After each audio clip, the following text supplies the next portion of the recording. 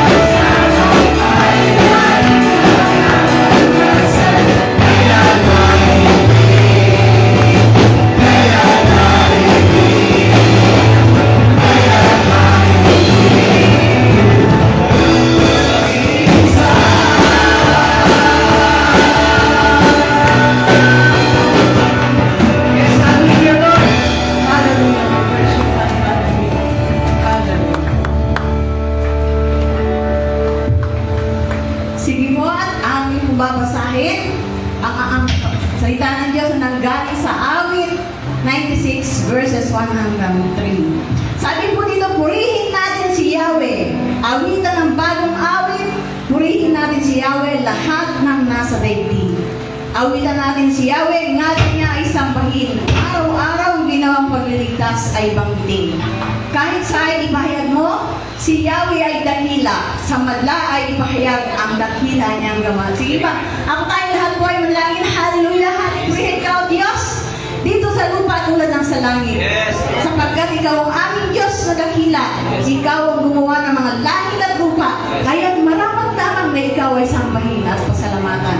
Salamat po Diyos sa dakilang araw na ito na kami ay sasamba at magpupuri sa iyo.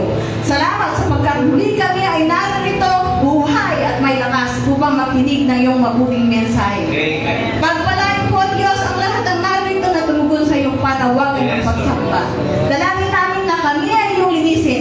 lahat ng mga bagay na aming nagagawa na hindi nagiging kaaya-aya sa paningin ay iyong alisin Yes. upang kami ay makapasok sa isang tunay na pagsamba. Pagpalain mo po ang lahat ng iyong lingkod na gagamitin mo ngayong umaga. Yung mga worship team, ang mga nananalangin, lalo na yung lingkod na magdadala ng iyong mensahe, O Diyos. Nawa, ikaw makita namin sa bawat katagang kanyang babanggitin.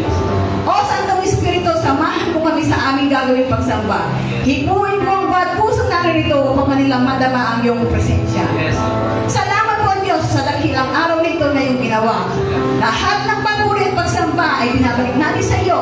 Sa ngalan ni Jesus na aming Panginoon at tagapagligtas, ang nagpasabi niya, Amen! Amen. Hallelujah. Patuloy po tayo magpuri sa ating Panginoon. Hallelujah. Hallelujah.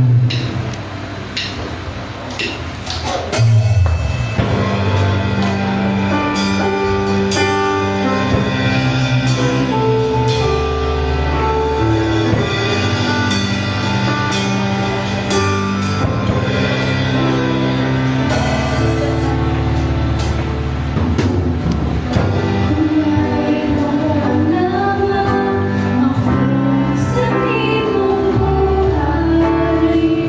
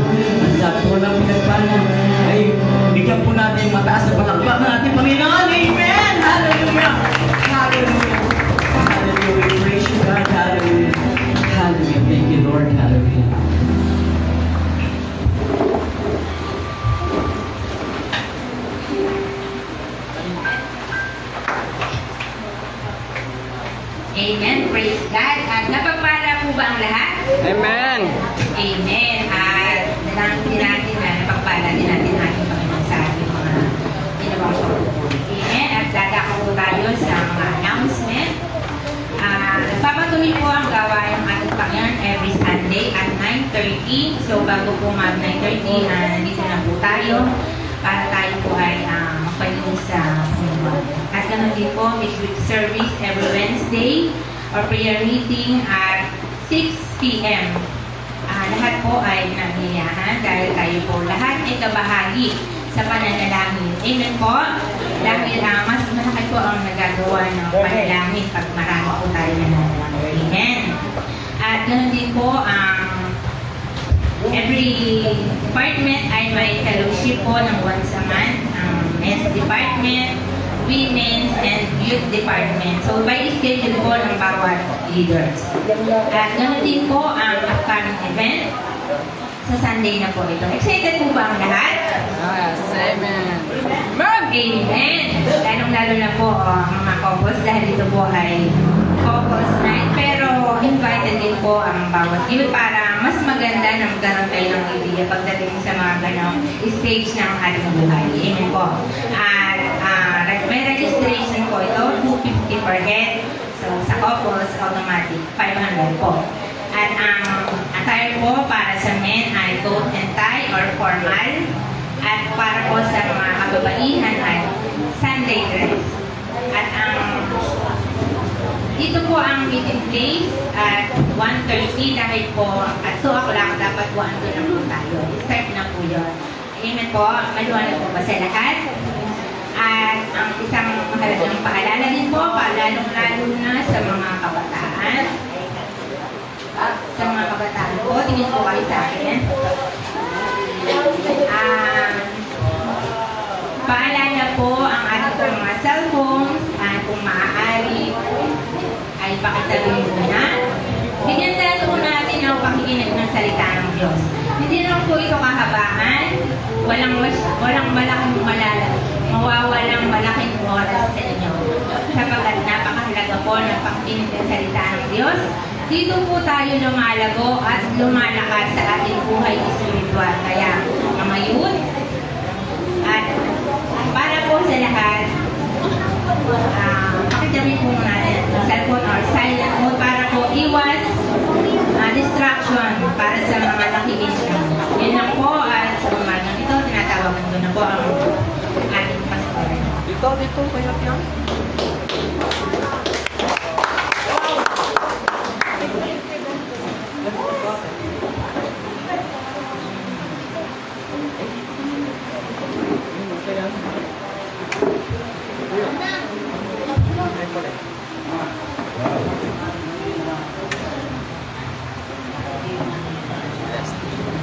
Wow.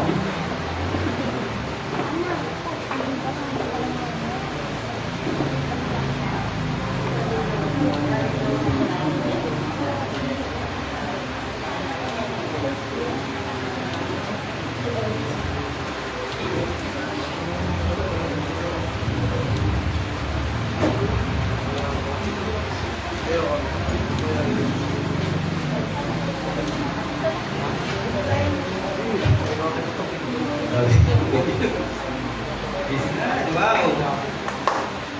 Galing po. May bisita po tayo ngayon. Praise God. Palapakan po natin ang Diyos. May mga kaluluwa po siya na tinatakot ngayon. Praise God. Salamat po. At welcome po kayo dito sa Arisha and Christian Ministry. Ito po tahanan ng Diyos. Ang saan ay kayo din po ay kapamilya. Kapamilya po tayo. At ang good news po, yung pamilya nito ay mananatili at tawag dito, maglalast hanggang sa kalangitan. Kaya dito pa lang po sa lupa, kailangan matuto na nating tanggapin ang isa't isa, mahalin ang isa't isa, kasi sa langit, siya na makakasama mo. Okay, dito pa lang po sa lupa, mag-practice na po tayo. Okay, sino po may date kahapon? May mga kapatid po tayo na nakita ko na nag-post na sa kanilang social media. Wow, napakatamis. Parang nakita nga po namin si Sharon daw tsaka si Kiko. Okay? Hindi na Sharon and Gabby kasi pass na yon. No? Si Kiko na daw ngayon. At yung iba po ay sobrang sweet po nila sa mga chocolates na pinost po nila. Paalala lang po, nakaka-diabetic yan ha. Hinay-hinay lang po sa pagkain ng chocolate. Ayan, si Pastor Lloyd, nag-post na rin na napakatamis. Amen, praise God. I-enjoy po natin yung love na ibinigay sa atin ni Lord. Na-enjoy po natin yung isa sa mga kalikasan niya na ang Diyos ay Diyos ng pag-ibig. And that extension of love ay na-experience din po ng kanyang mga anak. Ayan. Sige po. At syempre, dahil February po ngayon, ang ating tema ay patungkol pa rin po sa love. Kaya lang nakikita ko, bakit parang may problema ang puso na to, no? Parang siya ay sugatan. May mga dugo, no? May mga tusok-tusok. Mamaya po, malalaman natin, no? Enjoy po natin yung love. Sabi nga po nila, kapag ikaw ay handa ng magmahal, ay handa ka na rin masaktan. Pastor, baka pwede namang magmahal na lang. Hindi, wag na pong isama yung masaktan. Hindi po, kasama sa pagmamahal yung sakit. Kasi nga, ang tunay na pagmamahal ay nagpapatawad. Yun po yung dahilan kung bakit may sakit, may heartbreak, no? Kasi nga, ang tunay na pagmamahal ay nagpapatawad. Okay, tingnan niyo po. That heart is unfaithful. Ito po ang malaking problema po ng mga tao. Because man is fallible, he or she is unfaithful. Unfaithful po siya, hindi siya tapat sa kanyang pag-ibig sa Diyos. At ang unfaithful po ay nagdadala po sa atin ng adultery. Adultery. Actually, nag-research po ako base po din sa legal, especially sa mga mag-asawa. Adultery is the main ground na pwede mo na pong hiwalayin yung asawa. Kapag nahuli mo po siya na meron siyang iba, meron siyang karelasyon, kulasisi, number 2, kirida, kabit. Kulang pa ba? Daming tawag sa kanila, because they are many. Nagliphan na po sila. At dahil dyan sa unfaithfulness. And yung pag-iisang tibdib mo, yan ang nagpuputol doon sa nagbabayad sa inyo. An adultery. And that is unfaithfulness. Pangalawa, ang unfaithfulness is definitely is infidelity. Infidelity, ibig sabihin, it breaks trust. Paano mo ba pagkakatiwalaan yung isang tao na kung saan alam mo na meron siyang iba? Paano mo pagkakatiwalaan yung isang tao na pinagpalit ka? Di ba ang hirap? Ang hirap ibalik po ng tiwala, kapatid. No? Buti sana ang tiwala ay nabibili lang sa tindahan. Ay, pakyon nyo na lang. Nung nabibili po sa tindahan yan, pakyuhin nyo na. Para may reserve po kayo. Kaya lang, ang trust, ang hirap. Wala po siyang halaga. Ang hirap pong ibalik yan. Ang tiwala. Next, the unfaithfulness bring damages. Marami, kapatid. Marami. Sa anumang aspeto ng buhay ng tao, unfaithfulness brings damages. Self-destruction. Ano yun, Pastor? Unang-una, wawasakin niya yung relasyon yung mag-asawa. Wawasakin niya yung pamilya mo. Wawasakin yung relasyon mo between parents and children. Wawasakin niya ang relasyon mo sa lipunan. Ang tingin sa'yo, mangangalun niya. Hindi lang yun, kapatid. Alam niyo po yung emotional damage dun sa tao na sinaktan mo. Grabe. Grabe. At alam niyo rin po ba, the damage dun sa mga bata, no? Na sila ay lalaki, na ang kanilang mga magulang ay magkahiwalay o nag-aaway. Sabi nga nila, kapag nag-aaway kayo mag-asawa, huwag niyong iparinig. No? Kaya matuto po kayo na mag-away ng tahimik. Hindi ko pa alam kung paano yung gagawin niyon. No? Na mag-aaway kayo sa kaisipan, hindi kasama ang bibig. Okay. And the damages, malaki po yan, kapatid. No? And next, Unfaithfulness is a betrayal. Breaking loyalty. Nasaan na yung sinumpaan nyo nung kasal na kayo? Nasaan na yung sinasabi mo, till death do us part, for better and worse. Mamahalin kita hanggang kamatayan. Uy, nakita yan ng maraming tao, may witness tayo. At may marriage contract na nagsasabi na ikaw ay nangangako. Loyalty, kapatid. Unfaithfulness. Sabi nga po ng isang kanta, doon sa tukso, marami nang binasa na tahanan. Hindi na po tahanan, kapatid. Marami. No? Yung damages po, napakarami. Kapatid, and the unfaithfulness breaks relationship. Breaks relationship. Dahil ito ang hinihingi ng isang relasyon. Pagiging tapat. At kung yan ay babasagin mo, kung yan ay mawawala sa iyo yung faithfulness, definitely, masisira ang iyong paligid. Masisira ang iyong relasyon. Okay, introduction pa lang po yun. Ang pag-usapan po natin ngayon ay tungkol sa dalawang mag-asawa. Okay, pero this is also applicable to the church. At sa bawat relasyon na meron po tayo, especially sa relasyon po natin sa Diyos. Ang title po ng ating sermon ngayon ay pinamagatang kong, basahin niyo po.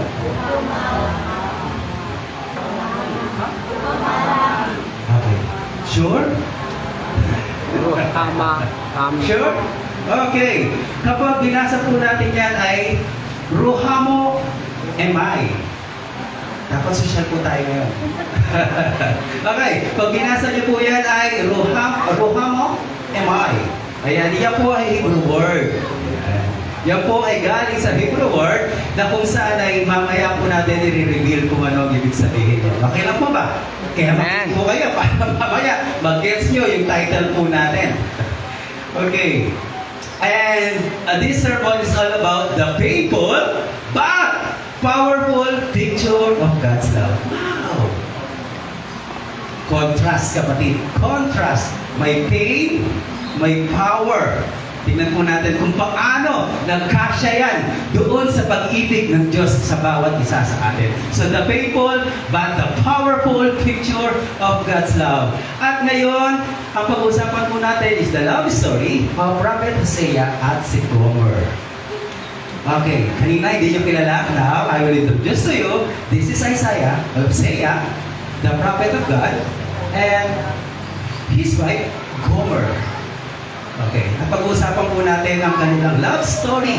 No, kung paano pinakita ng Diyos ang kanyang pagmamahal sa pamamagitan ng pagmamahalan ng pag-asawang ito.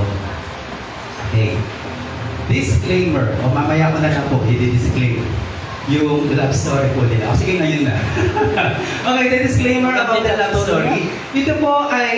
Para si Pastor. Okay, paano ba siya sasabihin? The love story of Hosea and Gomer ay hindi po siya example Yes. para pamarisan po natin. It is not an example of pattern na pamarisan. But the love story of Hosea and Gomer, it is a love story na may mensahe na pwede po natin paghawakan. Kasi kung papamarisan po natin yung love story nito, it is painful. At dapat masaktan. Kung papamarisan po natin. Hindi, no? Pero may mensahe po siya na dinadala, kapatid. Ang lalim ng mensahe po ng love story ng mag-asawang to. Sige, Pastor. Huwag ka naman paligwilo. Ikwento mo na ang love story po nila. Ito po, may utos kay Hosea. Ano ang utos kay Hosea? The first command to Hosea, sabi niya sa Hosea chapter 1 verse 2, nang unang mangusap si Yahweh sa Israel sa pamamagitan ni Hosea. So, meron silang usapan between Yahweh and Hosea. At ito, ang specific command niya. Sinabi niya, mag-asawa ka.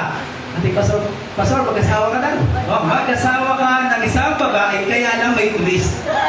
Ito po. Kaya sabi ko, huwag niyong pamarisan. Pero may mensahe. So, kasi this is painful, love story. Sabi niya, ng babaeng, tignan niyo po, napakasakit, nakikipagtalik sa iba't ibang mga lalaki. Magkaroon ka ng mga anak sa kanya sapagkat katulad din ng babaeng iyan, ang mga tao sa lupain ito ay nagtaksil sa akin. Sakit.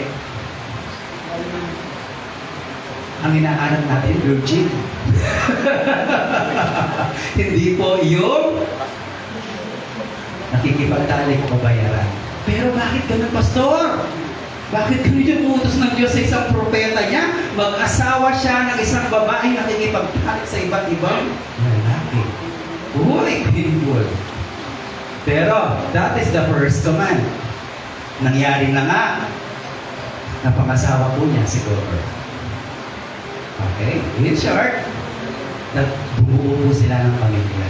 At nagkaroon po sila ng 2 anak. Nangyari po ang bagay na ito. And the second command. Dahil nga, alam ng Diyos ang mangyayari, si Gomer ay naging unfaithful. Unfaithful po siya. Umalis siya sa kanilang tahanan, iniwan ang kanyang mga anak, iniwan si Hosea, at sumama sa ibang lalaki. Pero, tignan niyo po, the second command of God, o Yahweh, to Hosea is, Hosea chapter 3 verse 1. Sinabi sa akin ni Yahweh, again, umalis kang muli. Tingnan niyo po, ipakita mo ang iyong pag-ibig sa iyong asawa, bagamat siya'y nakakalunya, sapagkat mahal pa rin ni Yahweh ang Israel. Kaya ang sumamba sila sa ibang Diyos, mga Diyos, ay laging naghahandog ng mga ito ng tinapay na may pasas. Tingnan niyo po ang pangalawang utos ni Yahweh kay Hosea. Balikan mo, hanapin mo yung asawa mo. Makipagbalikan ka sa kanya. Kayo po ba? Kung gano'n ang nangyari, kung gano'n ang ginawa ng iyong asawa, hahanapin mo pa ba siya? O Hindi na. matutuwa ka pa?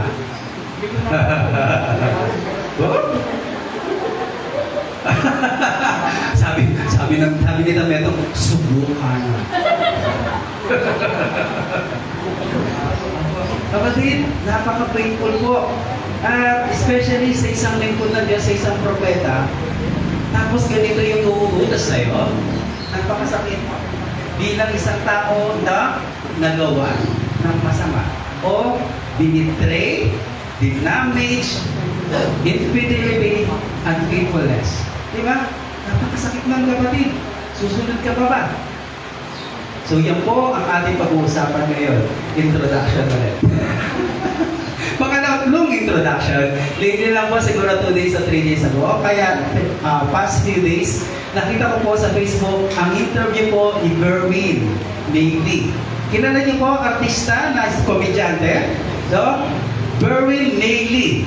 Yung apelido niya ay Mayley. Parang naka-smile siya. Pero habang ini-interview po siya ni Karen Davila, umiiyak siya. Okay, so yung Mayley, hindi na Mayley. Hindi nyo na gets? Okay, hindi sila kapampakan. Okay, Mayley means, naka-smile siya, matawa siya. Pero nung in-interview po ni Karen Davila si Berwin Mayley, grabe po yung iyak niya, baha. Baha, okay. Ito po ang kanyang interview. Berwin Mayley ay, kilala po natin bilang isang komedyante na artista na kung saan napakasikat. Kasi matalino siya, magaling po siya komedyante actually sa Channel 7. Tapos, ang nangyari, bumagsak po yung karir niya. Kasama ng pagbagsak ng kanyang karir ay ang kanyang buhay. Okay, actually, ang pagkakaalam ko ay nalulong din po siya sa drugs. Tapos, nakilala niya ang Diyos. Praise God. Kaya lang, ang punto na kung saan nakilala niya ang Diyos ay yung naranasan niya, yung unfaithfulness. Alam niyo po ako ano nangyari, habang siya ay naglilingkod sa Diyos, kung saan nagpasya siya, na itutuwid niya ang kanyang buhay. Doon dumating ang isang napakatinding pagsubok na pwede niyang pagdaanan sa kanyang pamilya. In particular, sa kanyang asawa. Alam niyo po ano nangyari? Inamin ng kanyang asawa na may nakilala siyang lalaki. Infidelity. Unfaithful. Si Maylie po, o si Bertie Maylie ngayon ay nagpapastor. Alam niyo po ba, ang pinakamasakit na naranasan niya, after niya mag-sermon, kasama pa rin po niya sa bahay o yung asawa niya. After niya mag-sermon, nagpaalam ang kanyang asawa. Alam niyo po anong paalam niya? Magkikita kami ng aking kapit. Sisi, number 2, yan ka. Kayo po ba, papayagan niyo? Nagpapaalam. At least nagpaalam. Baba, nagpaalam po. So, alam niyo po, pinayagan naman ni Gerwin. Pinayagan niya. Pero ito po yung turning point para doon sa kanyang asawa. Habang nagko-commute daw po siya, nakita niya doon sa sinakyan niyang sasakyan yung isang trucks. Okay? Yung isang trucks, babasahin po about Word of God. At nakalagay po doon is about forgiveness. Bumalik po yung asawa niya kay Gerwin. Bumalik po yung kanyang asawa, humingi ng tawad. Ito po yung sinasabi nila ngayon. At itinatanong palagi kay Gerwin, paano mo napatawad ang iyong asawa? Sa kabila ng mga unfaithfulness na ginawa niya sa iyo, pagtataksil na ginawa niya sa iyo. Alam niyo po ano yung sagot niya? Ang sagot niya, ako din naman ay makasalanan na pinatawad ng Diyos. Alam niyo po, the forgiveness of God na binigay po sa atin, ay pwede po natin gawin o gamitin sa pagpapatawad po natin. Pagpapatawad sa mga nagkasala po sa atin. And that forgiveness is powerful. Kung sarili po natin, hindi natin kaya. Sariling desisyon, no. Hindi po kaya, kapatid. Pero gamitin mo yung tinanggap ng Diyos at tinanggap mo mula sa Diyos na pagpapatawad. Magagawa mo, makukuha mo na patawarin yung nagkasala sa iyo. Kasi kung sa sarili mo lang, you will fail. Manunungbat at manununggot ka.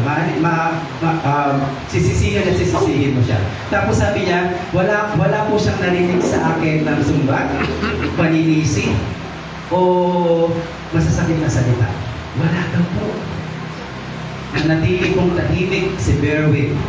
Pero ito yung sabi niya, hindi madali. Actually, sabi niya, until now, tumutusok pa rin sa aking puso. Alam niyo po bakit? Kasi naging open po yung asawa niya, inamin niya lahat eh. Sinabi niya, ang pangalan. Kilala ni Berwin.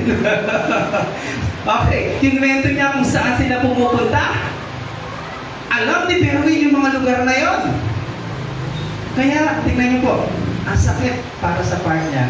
Pero, tingnan niyo po ngayon, kasama na po sila. Kaya nakita po natin yung pagpapatawad na ibinigay ng isang true love para sa kanyang asawa. So, wala pong pinagkaiba. Yung istorya po ni Berwin sa istorya o sa love story po ni Hosea at ni Gomero. No? Pangangal niya o pagkakaroon ng iba. So ngayon, what's the title of our sermon? The picture? Ano po? The painful but powerful picture of God's love. So, tingnan po natin yung tatlong P. No? So, ito po ang una. The picture of God's love. Tingnan po natin kung paano ba magmahal ang Diyos. No? At kung i-visualize po natin, ito ang maaari po natin makita. Hosea chapter 6 verse 1 to 2. Sabi dito, hali kayo, tayo'y manumbalik kay Yahweh sapagkat ang nanakit ay siya rin magpapagaling. Siya ang nanugat, kaya siya rin ang gagamot. Sa loob ng 2 araw ay mapapalakas niya tayo. Sa 3 araw, tayo ay kanyang ibabangon upang tayo ay mabuhay sa kanyang harapan. The love of God is inviting. Inaanyayahan tayo. Amen. We are welcome to the love of God. At ito yung ino-offer ng Diyos sa atin. Ibinigay na niya ang kanyang bugtong na anak. 2 hands. Kung ibinigay niya, tatanggapin mo ba? And that's the invitation of God. At sabi po dito, kung sino ang nanakit, siya din ang magpapagaling. Kung sino ang nanugat, ay siya rin ang gagamot. The unfaithfulness of man ay nagdala ng sugat at nagdala ng hinanakit. Pero ang Diyos pa rin po, sa Kanya pa rin po yung hiling na tinatawag po natin. And that healing is full of love, full of acceptance. And the picture of God's love is inviting. Wala po. Tayong lahat, invited. Walang pinipiling tao. Masama, mabuti, wala. Lahat yan ay invited sa pagmamahal na ino-offer sa atin ng Diyos. And let's see the picture of Israel's love. At ito po yung picture din ng ating mga pagmamahal sa Diyos. No? Tayo po, ito. Hosea chapter 6 verse 4 to 6. 4 and 6. Ano ang gagawin ko sa iyo, Ephraim? Remember last few Sundays, we talk about the 12 tribes. So ito po, yung mga mababanggit po dito ay mga lahi po ni Israel. O lahi po ni Jacob. Sabi dito, ano ang gagawin ko sa iyo, Ephraim? Ano ang gagawin ko sa iyo, Huda? Ang pag-ibig ninyo sa akin ay tulad ng ulap sa umaga, gaya ng hamog na dagling napapawi, sapagkat wagas na pag-ibig ang nais ko at hindi handog pagkilala sa Diyos sa halip na handog na sinusubo. Ang pagmamahal ng tao ay panandalian lang. Hindi nagtatagal. Hindi niya kayang i-sustain. Kaya tingnan nyo, saan hinalintulad? Hinalintulad yan sa isang hamog. Ang hamog po ay every kailan lang po natin nakikita. Maaga. And how many hours that will last yung hamog? Okay, sa Baguio po siguro pwede pa, matagal, no? Kasi nga malamig doon, pero tayo po dito, parang wala nang hamog eh. Purong init. Pero yung hamog po, kapag yan ay nasigatan ng araw, na naramdaman mo niya init, talagang siya mismo naglalaho, nawawala. Ganyan po ang pag-ibig na naramdaman ng Diyos sa bansang Israel. Yung pag-ibig niyo sa akin ay panandalian. Di ba ang sakit? O sige, para makuha niyo po, no, sa salitang kanto. Sorry po sa word para ko sa panandalian lamang, baga short time. Di ba? At yan ang masakit na pakiramdam ng Diyos sa kanyang piniling bayan. Pinili kita, pero ako, hindi mo ako pinipili. Di ba? Sakit? And that's the painful part of God's heart. Of God's love. No? At sabi po dito, wagas ang pag-ibig na nais ko. Hindi wakas, wagas. Kasi wakas, ended na. Pero ang Diyos po, ang hinahanap niya, ang hinihingi niya sa kanyang tao, sa kanyang bayan, ay wagas na pag-ibig. Ibig sabihin, nagtatagal. At sabi po dito, kinikilala ng Diyos, no? Ang pag-ibig kaysa sa mga handog. Bakit? Kasi nga, ang ginawa po ng bayang Israel ay humanap ng ibang Diyos. At doon sa Diyos nila na si Baal o Baal, sila naghandog. Di ba ang sakit? Pinagpalit po nila ang Diyos. Hindi nila kinalala ang Diyos. Na kung saan siya ang nagligtas sa kanila sa maraming pagkakataon. Sa istorya po sa Biblia. Okay, picture now that ako po tayo sa pain. And this is the pain of God's love. Ito po ang pait. Ito po ang sakit ng pag-ibig ng Diyos. Hosea chapter 4 verse 1 to 2. Dinggin ninyo, mga taga-Israel, ang pahayag ni Yahweh sapagkat may bintang siya laban sa inyo. Anong bintang? Sa lupain ito ay walang katapatan, walang pagmamahalan, at walang pagkilala sa Diyos.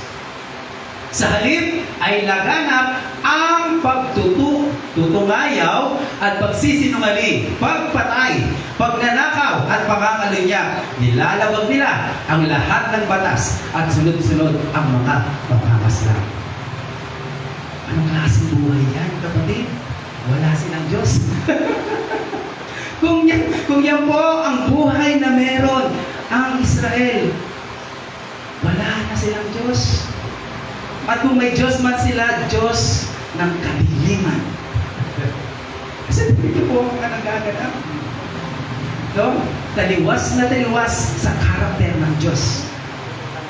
Diyos na banal. At ito po ang kanyang nasaksihan sa kanyang bagong pinili. Yan po yung pain na naramdaman niya. Hindi na ako ang Diyos niyo. Meron na kayong ibang Diyos. Kaya ganyan ang mga ginagawa niya.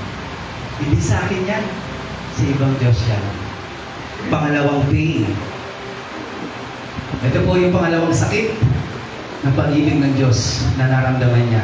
Hosea chapter 9 verse 1. Huwag kang magalak! Happy-happy ka pa, Ken, ha? Sabi niya, huwag kang magalak, Israel. Huwag kang magdiwang tulad ng ibang mga bansa sapagkat naging tulad ng mahalay na babae.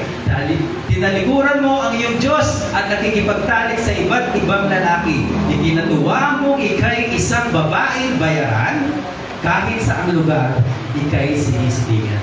Ito po yung isa sa mga pinakamakasakit, especially dun sa taong iniwan. Ito pa po, Pastor, explain ko nga yan. Ito ang nangyari. Alam niyo po bang naging proud pa sila sa kanilang ginagawa? After nilang tinalikuran ng Diyos at ang mga bagay na mahalay, masasama na ginagawa nila, naging proud pa sila. Di ba ang sakit sa Diyos yan? Ganito po. Okay, bigyan ko na lang po kayo ng example. Dito po, halimbawa, mag-asawa dito, naghiwalay sila. Alam niyo po ba kung paano mo sasaktan yung asawa mo? Ito po yung masakit. Ipakita mo sa asawa mo na mas masaya ka nung humiwalay ka sa kanya. Totoo po, mas masakit sa kanya yun na makita yung ipinalit sa'yo ay masigit at mas masaya siya. Ganun ang nangyari. Ganyan ang naramdaman ng Diyos. Naging proud pa, naging masaya pa ang bayan ni Israel noong iniwan nila ang tunay na Diyos at ipinalit kay Baal. Di ba? Ang sakit. Kaya sabi niya, huwag kang magalak. Smile ka pa kayo. Happy ka pa kayo. Oo. Nagdiwang ka pa, ha? Kasayanan, Pero alin na balo? Hindi niya alam yung kanyang sinamahan ay patungo sa kamatayan. Okay lang. Masaya ka. Pansamantala. Tatanding panahon. At so, Hosea chapter 11 verse 12, sabi niya, sinabi ni Yahweh, ito pa po kung bakit nasakit sa Diyos, dinilid lang ako nitong Ephraim at dinadaya ako nitong Israel. Ang Huda na may naghahanap pa rin ng ibang Diyos, kinakalaban ang banal at matapat. Alam niyo po, akala nila mahalin lang nila ang Diyos. Sinasabi nila, nanunumbalik kami, pero nakikita ng Diyos ang tunay na puso nila. Sabi niya, hindi niyo akong mahalin lang. Ginagawa niyo lamang yan para maisan ang aking puot. Pero hindi, nakikita ko ang iyong mga puso at tunay na motibo. Nakikita ng Diyos kung tayo ay tunay na nagsisisi. Nakikita ng Diyos kung tayo ay tunay na nanunumbalik sa Kanya. Hindi natin mahalin lang ang Diyos. So yun po yung pain na naramdaman ng Diyos. But, praise God, kung may pain, there is a power in God's love. Sabi po, dito, Hosea chapter 1 verse 18 o 11 verse 18. Pababayaan ba kita, Ephraim, kapag ikaw ba'y ibibigay ko sa kaaway, Israel? May tutulad ba kita kay Adma at magagawa ko ba sa iyo ang aking ginawa sa Zeboim? Hindi ito kayang gawin ng puso ko. Kahabagan ko'y nananalig. Praise God! Praise God! Kahit gaano kasama ang tao, nananalig pa rin po ang kanyang grasya. The mercy of God. Kahabagan ng Diyos. Alam niyo po ano nangyari kay Adma at Zeboim. Ang Adma at Zeboim ay syudad. Remember kung paano tinupok ng Diyos ang Sodoma at Gomorrah? Through a sulphur o fire. Kasabay po na natupok po ng Sodoma at Gomorrah ang Adma at Zeboim. but in another city. Pero sabay po na natupo. No? Kaya sabi niya, anong gagawin ko? Paulanin kita ng asupre para tumino ka lang, pero hindi. Nanalig pa rin po sa Diyos yung pagmamahal niya sa kanyang bayan. Praise God, kapatid, until now, nananalig pa rin ang awa ng Diyos sa bawat isa sa atin. Habang may magkakataon pa, kapatid, huwag natin hintayin na umulan ng asupre. Bago po tayo manumbalik sa Diyos, no? Yan po ang paanyaya ng Diyos. And yan po ang kapangyarihan ng pag-ibig ng Diyos. Punong-puno po ng awa o kahabagan. Next, Hosea chapter 14 verse 4. Sabi ni Yahweh, eto, pagagalingin ko na sila sa kanilang kataksilan. Mamahalin ko na sila ng walang katapusan sapagkat napawi na ang galit ko sa kanila. The love of God, the power of the love of God is healing. Nagpapagaling. Kahit gaano man kasugat yan, kahapdi, kayang pagalingin ng Diyos ang kayong pamilya. Praise God. At sabi dito, mamahalin, ibig sabihin, He will continue to love us. So, tingnan niyo po, napakaganda ng pangako ng Diyos niya. And that's the power of God's love. Siyempre, lahat yan ay mangyayari o magaganap kung may price. Kung may pressure. And that is the price of God's love. The price of love to pay. Ito po ang binayaran. Okay? Sa buhay po o sa istorya po ni Hosea at Gomer, ito ang kanyang binayaran. Actually, inakbus na. Okay, parang si Gomer ay nakasamla sa ibang Diyos. Anong ginawa ni Hosea? Kaya binili ko siya. Ito po si Hosea po ito. Si Hosea, ang propeta ng Diyos. Sabi niya, kaya binili ko siya sa halagang 15 pirasong pilak at 150 kilong sebada. At sinabi ko sa kanya, manatili ka tapat sa akin, huwag ka nang mangalunya at makipagtalik sa ibang lalaki. Ako ay magiging tapat sa iyo. Hindi ko po alam kung ano po ang halaga ngayon ng mga binanggit na kabayaran dyan. So, siguro kung i-convert po natin sa peso, ay malaki na po yan. No? Kasi sa Old Testament pa po ito. Pero the point is, may presyo na binayaran para mamibalik. Diba yun asawa na pero serine po. And that money ay yun yung kabayaran upang maibalik sa kanya yung kanyang asawa. Alam niyo po, yung puntong ito, nung binabasa ko po ito sa istorya po ni Hosea, nakita ko ang kabayaran o yung binayad ng Diyos para sa atin. And this is from 1 Corinthians chapter 7 verse 23. Sabi po dito, binili tayo ng Diyos sa malaki. And ano po ang ibinayad ng Diyos? Bukod na anak ng kapatid. The darling of heaven crucified for us. At ang kanyang precious blood. So, yan yung naging atonement po natin sa harapan ng Diyos upang mawala po yung kanyang galit. Katulad ni Hosea, tinubos niya ang kanyang asawa. Katulad ni Kristo, tinubos niya ang kanyang church. At tayo ay magiging asawa ni Kristo sa darating na panahon. Nakita niyo yung storya ng the love story of Hosea and Gomer. Yan ay sumasalamin sa pag-ibig ng Diyos sa kanyang church.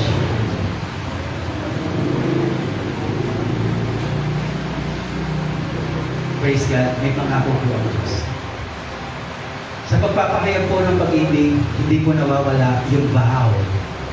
This coming February 22, gagawin dito ng mga mag-aasawa. O ng mga mag-asawa.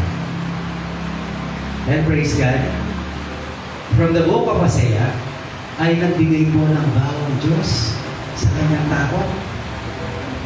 Nangako pa. Siya pang nangako Siya na nga yung nakaranas ng unfaithfulness. Siya pa ang nangako. And this is the vow of God to Israel. Hosea chapter 2 verse 19 to 20. Ikaw ay magiging aking asawa.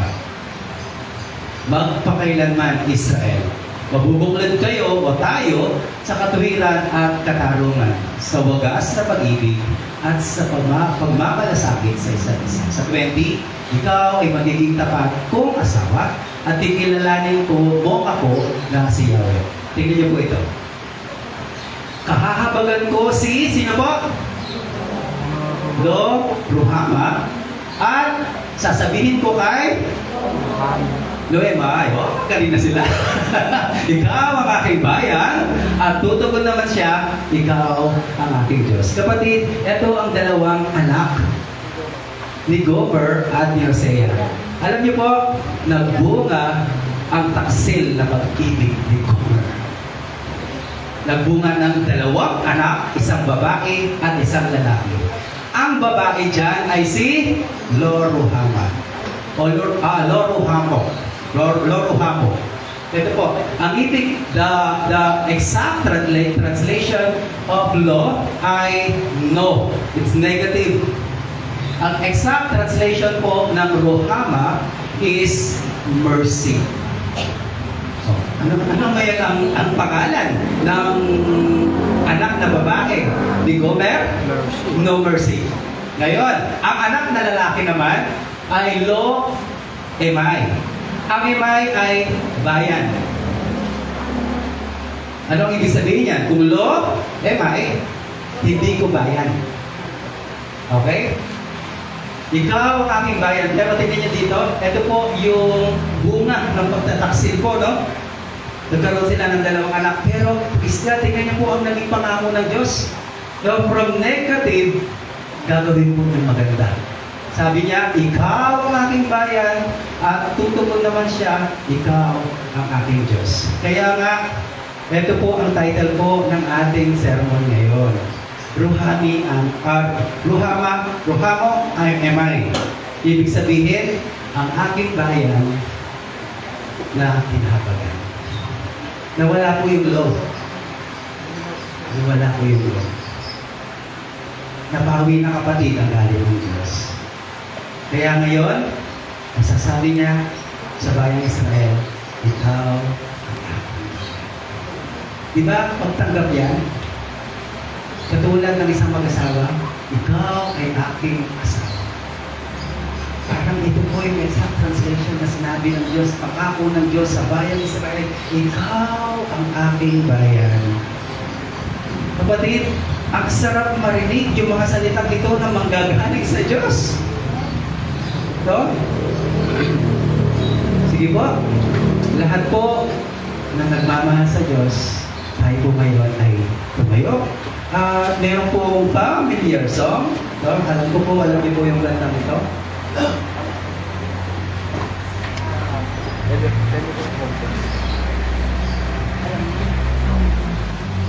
This song is very old song, pero napakaganda po ng mensahe. I love the Lord. Kinanta na po natin ito dito.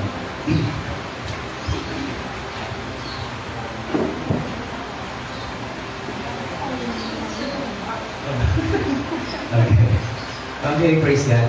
Kapatid, alam niyo po ba na tayo po ay ang bayan Israel na nagpakita po ng pagtataksil sa Diyos? Ilang beses na po natin ginawa yan, baka hindi niyo alam. Ilang beses mo bang pinili ang Diyos over anything? Di ba? Yun lang yung tanong ko. Ilang beses mong pinagpalit ang Diyos over everything? Ikaw na makakasagot dyan, kapatid. Kahit sa pinakamaliit na bagay, minsan ay magpapalit po natin ang Diyos. And that shows unfaithfulness. Kasi kung tapat ka, pipiliin mo siya. And this morning, kapatid, hindi po tayo ng tawad sa Diyos. Hindi po tayo ng tawad sa Diyos. At minsan pa, let's recommit ourselves. Yung mga puso po natin, ibigay natin ulit sa Diyos. Lord, sa iyo ito. Mahal kita. Sige po.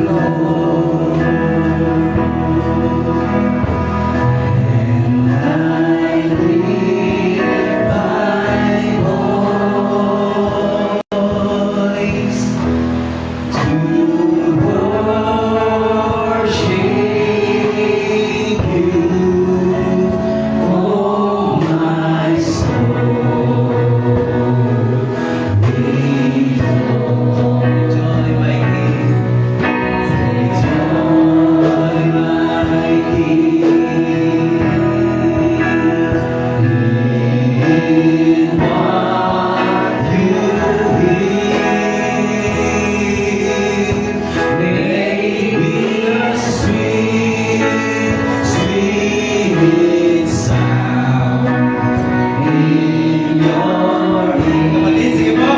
Sabihin mo sa Lord, bagitin mo sa Kanya, I love you Lord. Siya ay sabihin na marinig sa bawat sasaya. Love you Lord.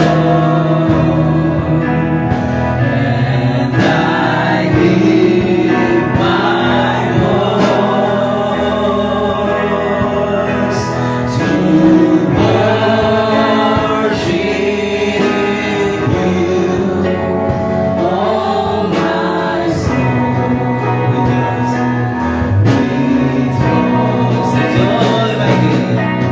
Take joy, my King. In what you hear, make me a sweet, sweet sound. In your ear. Isa pa po, I love you, Lord. I love you, Lord. And I give my voice to worship you. Oh, my soul, rejoice. Take joy, my King. Take joy, my King. In what you hear, make me a sweet, sweet sound. In your ear, let it be a sweet, sweet sound. In your ear,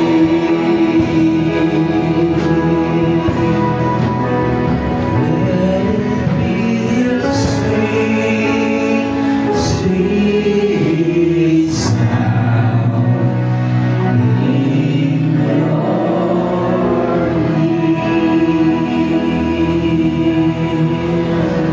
Kapatid, okay lang po ba? Isuko po natin ang ating pagmamahal sa Diyos.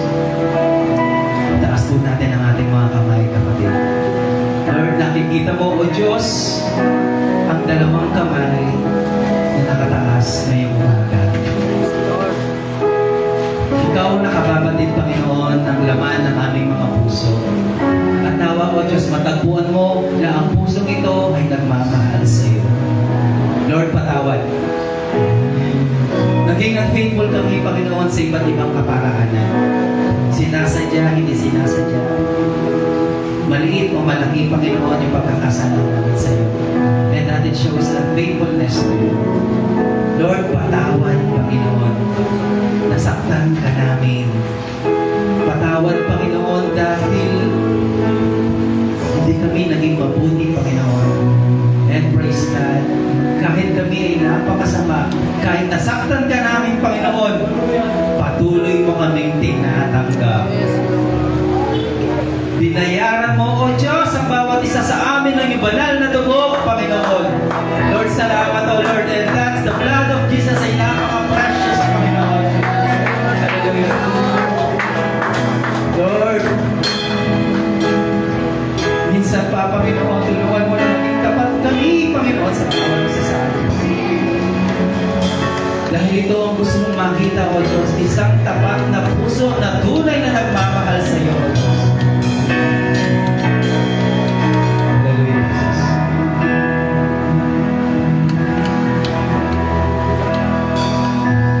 Sige po, taas po natin, patuloy yung ating mga kamay. And from Hosea chapter 10 verse 12, sabi dito, magkasig kayo ng katwiran at mag-aani kayo ng tapat na pag-ibig. Bungkalin ninyong muli ang napabayaang lupa sapagkat panahon na upang hanapin natin si Yahweh. Lalapit siya sa inyo at paulanin kayo ng pagpapala, kapatid. At dahil dyan, kapatid, luruha mo kay Mai, kinahabagan tayo ng Diyos. Praise God, Panginoon. Lord, maraming salamat sa kahabagan na minamalas mo sa amin, Panginoon. Nakita namin, Panginoon, ang wagas na pag-ibig. Nakita namin your painful and yet powerful picture of your love, Panginoon. Maraming salamat, Panginoon. Minsan pa, nangako ka, Panginoon, kinakabagan mo ang bawat isa sa amin. Lord, maraming salamat. Sa iyo, ang lahat ng papuri at pagsamba, ang lahat ng pagmamahal ng iyong bayan, Panginoon, ay tanging sa iyo lamang. Dito po, sa at panalangin sa pangalan ni Jesus. Amen.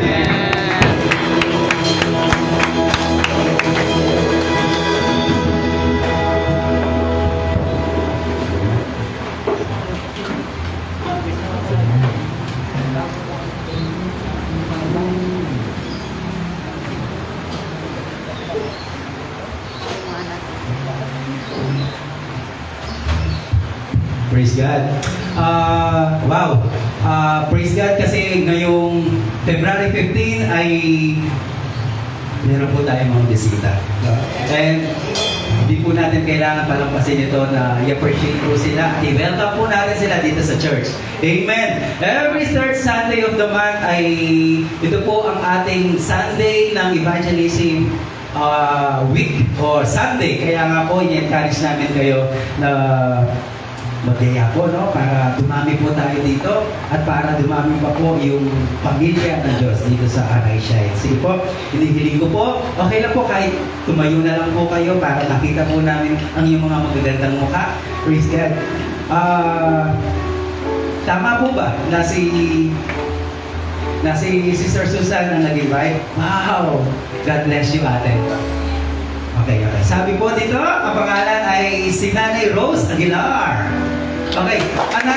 Siya po yung mother. Wow! Hindi po may pagkakaila. Okay. Praise God. At nandito rin po si Lourdes Cortez. Yeah! Wow! Gaano kayo kaya si Brother Arte at saka si... Wow! Okay. Naninggaga po kayo dito. At syempre si Estela Villena. Wow! At syempre nandito po si Joey Aguilar. Joey? Wow! Ayan. Kasama po ng kids. Ayan ha, hindi lang alam. Nag-give pa po. At nandito po si Angelica Aguilar. Ayan. At syempre, ang ating kapatid, salamat po sa pagdato ngayon, ay si Leslie Pabalo. Okay. Si Jante Cruz sa ASPI. Praise God. Wow. Okay na po ba na tayo tumayo? Let us pray for them. Iunat po natin ang ating mga kamay sa kanila. Hindi po. Wow. Lord, maraming salamat sa aking mga kapatid na nagpasya, na dalawin ka, Panginoon, sa iyong tahanan, Panginoon. Lord, hinihiling po namin, patuloy kang pumilos sa kanilang mga buhay. Ito po ang magiging start o bagong start, Panginoon, na kung saan, O Diyos, lalakad sila sa isang pananampalataya na magtatagal. Lord, iparanas mo ang iyong walang hanggang pag-ibig at napakadakilang pag-ibig sa kanilang mga buhay. Ano man po yung struggle po nila. Lord, bigyan mo ng kalutasan. Ano man po yung hiling po nila, Panginoon, magpakilala ka, O Diyos. Kumilos ka po nila sa kanilang mga buhay. Ito po kami sa moto na langin sa pangalan ni Jesus. Amen.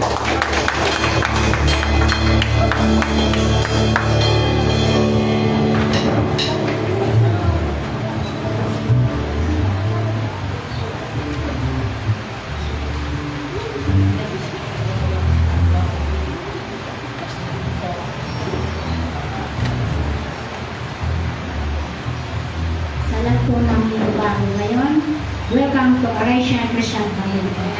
Amen. Welcome po kayo sa bahay sa bahay. Nandito natin Panginoon Jesus. Ano po mga saya?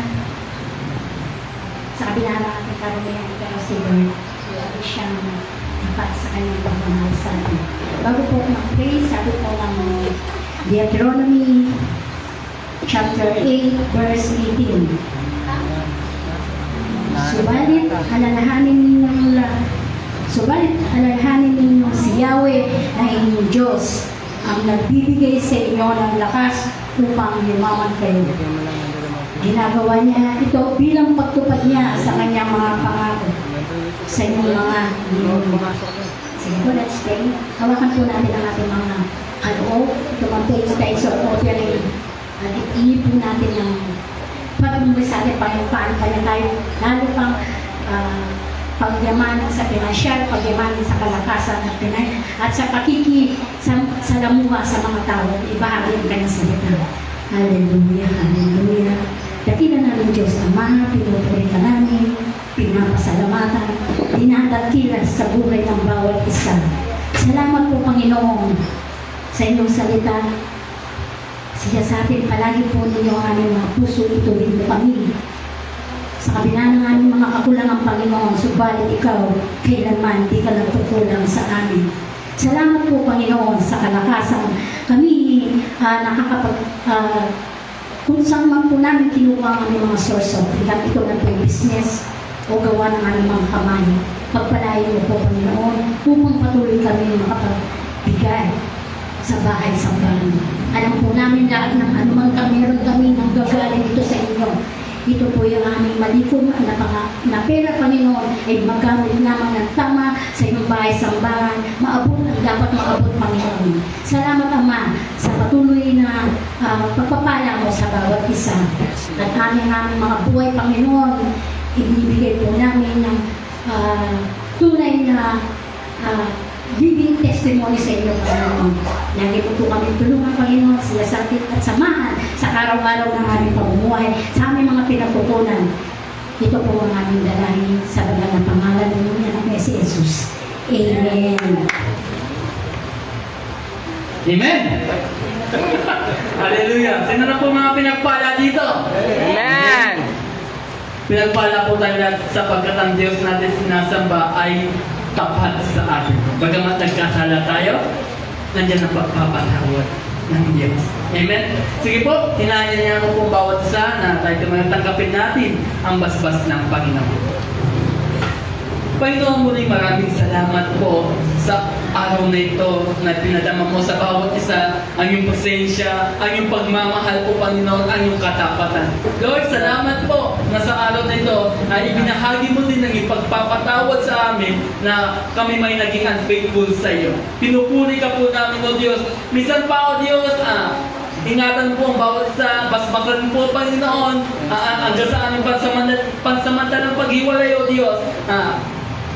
Sa iyo namin binabalik ang lahat ng papuri at pagsamba sa tanging pangalan ng Ama, ng Anak, ng Espiritu Santo. Ang lahat ay magsabi ng Amen.